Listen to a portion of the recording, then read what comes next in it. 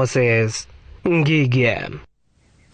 Ministry ya ũgima wa mwĩrĩ nĩheanĩte mũkana kũrĩ aciari gũtuĩria mĩthiĩre ya ciana ciao nĩguo mahote kũhũrana na ũhũthĩri wa ndawa cia kũrebia, gũkĩrĩkana atĩ mũtugo ũyũ nĩ ũtambĩte na njĩra nene makĩria ũgĩcũngĩrĩrio nĩ mĩikarĩre ya kĩrĩu.